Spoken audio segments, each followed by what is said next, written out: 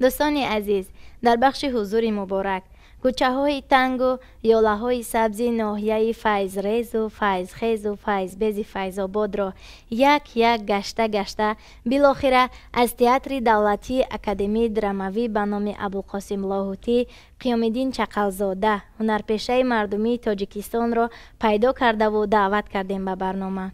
خوش آمدید دوستان. سلامت باشید. انیق حضور مبارک قیام‌الدین چقلزاده و ابراز اندیشه های نمکینشان بر روح و روانتان فرح می‌فزاید. خوش آمدید استاد بار دیگر. بفرمایید. سلامت باشید. ما مرحمت کردید. تشکر. این 20 ساله اخیر به یکم بار همین خانم‌های زیبا رو می‌بینم که با لباس ملی مثل همون گل‌های شکفته گل‌های سیاه‌گوش کوهستان. سلامت باشید. رحمت. سلامت باشید. تشکر. شما با حاضر جوابی و شوخ طبیعتی نام برآورده اید. همین خوی و خصلت مادرزادی باشد یا وابسته است به کسب شما یا خود برکت زادبوم شما فیض‌آباد فیض‌ریز و فیض‌خیز باشد. اگر شما هم با فکرم در مورد فیض‌آباد شمالخیز اگر زندگی میکردید همین خیلی حاضر جواب میشیدید، چون که یورای شمال همه چیزا میبیاره در سر رود میزند، گپ هم میاره از گوشات وارد میکند، نفست تازه میکند. این با فکرم تعریف نشوگر ارسی است. با فکرم برای که بسیار آدما دانش خوب دارد، ملکه خوب دارد، لیکن در وقتی گفتگو لکنت میخورد، یعنی همون طرز جمله بندیش موافقت نمیکند. من نمیدونم اگر به مردم اگر همین حاضر جوابی من معقول باشه، به خودم اونقدر معقول نیست، چون که بعضا میشه که منم پیشپو میخورم، منم دشواری‌ها میکشم. اگر مردم اینو حس کرده باشد، به فکرم اگر باشد در من خوشبختم. شما هنرمندان خوشبختید که در این عمر کوتاه خود به همه کار و مرتبه و رتبه رسیدید. اگر خوش کارگردان جهد و توانا باشد، از شما هنرمندان روی صحنه کی را که نمی سازد؟ هم شاه و هم گدا، هم عالم و هم شاعر، هم عادل و هم ظالم، هم خائن ترسو و هم پهلوان، هم حامی قانون و هم دزد و غارتگر، نمیدونم باز که های دیگر. استاد شما روی صحنه کی نبودید و از کدامین کی شدنتان تا هنوز ناراحتید؟ کنون این سوال شما بهترین سوال بود برای من، چون که هنرمند اگر قانع شود که در روی صحنه یا که در حیات در وقتی بودنش همه کار کرده است، به سامان رسانده است، وای هنرمند نیست. من برای هنرمند حساب نمیکنم. برای چی؟ برای اینکه هنر و هنروری سرحد ندارد، آخر ندارد، چون که یگان هنرمند نیست که به قله مراد اصلی خودش رفته رسیده باشد، یعنی وای ایامو کاری کردگش راضی باشد. من حالی در نیمه رو هم نیستم به فکرم. اگر من هنرمند باشم، اون چیزی که در روی صحنه من میخواستم، حتی شبها خوابم میبینم که به مرادش نرسیدم، حالی در نیمی سفر هستم، نیمی دیگهش حالی باقی مانده است. و هر یک هنرمندی که آرزوی بهترین نقش و بهترین ابرازها رو روی صحنه زنده کردن نمیخواد، و خیلی هنرمنده. هر یک هنرمندی آرزو امید دارد. منم آرزوهای بسیار داشتم، در جوانی داشتم، در سنی که حالی من هستم، در این سن و سالم که میخوام که مثلا نقشایی که با این سن و سالی من موافق است کارگردان از من استفاده برد. و در وقتی جوانی مرا استفاده بردن نتوانستم. بسیار کارگردانان نه در سینما نه در تئاتر نه در دیگه من راضی نیستم. ای کارایی که کردم من تماما راضی نیستم. من بسیار فکرهای عجایبی خود داشتم، یعنی مقصد و مرام داشتم. آدمی کدام افسری هست که گنرال شدن نمیخواد، نه کدام هنرمندی عادی است که وای با قلهای بلندی صنعت رفته رسیدن نمیخواد. این خیلی هنرمند باید نباشد. اینمی گپی من. تشکر زیاد. شما را دوست می‌داریم چون نقیضه نویسی نامدار نیست. برکت روی صحنه، تاثیر همنشینی‌های زیاد با اهل ادب، خاصه استاد بازار صابر، مادرزادی یا خود باز هم برکت زادگاه سخنپرورانتان فیض‌آباد نازنین.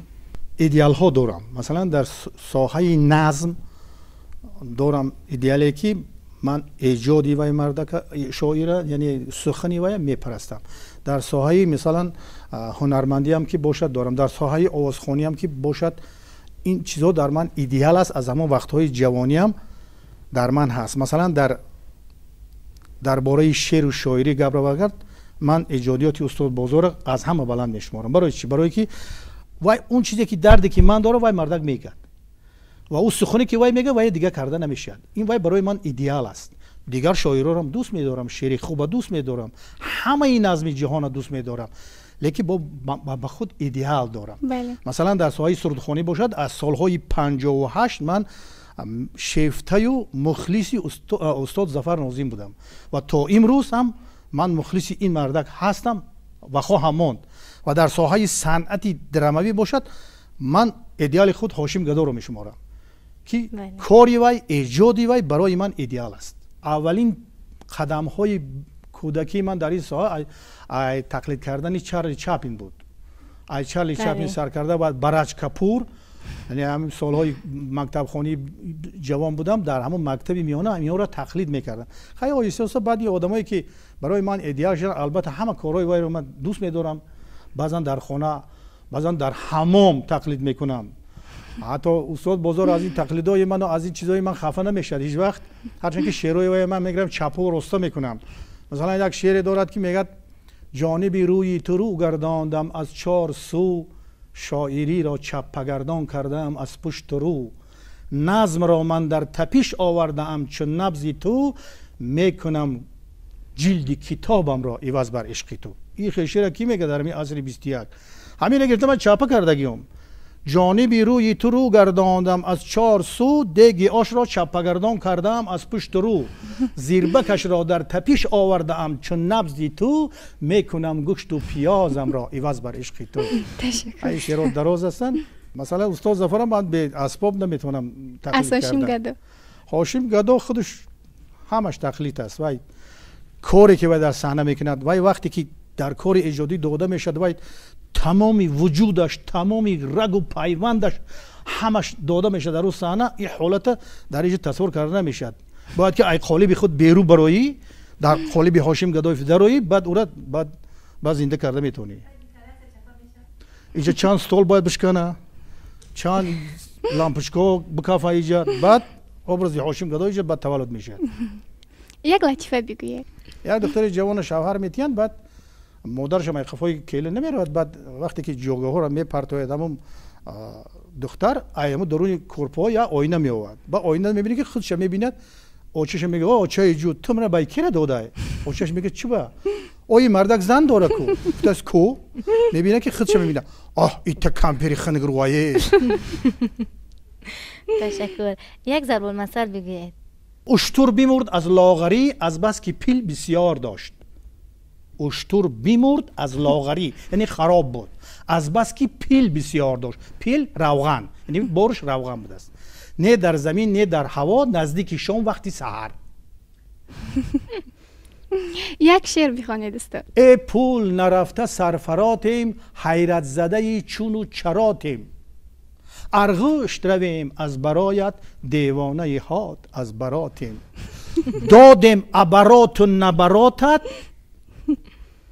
دادیم عبرات و نبراتت، دیوانه هات از براتیم، ای در سری پوکی ما غمی پول، بیغم زی غمی پولی سیراتیم، مردم نزنین داد و فریاد، ما هم به خدا که بنکراتیم.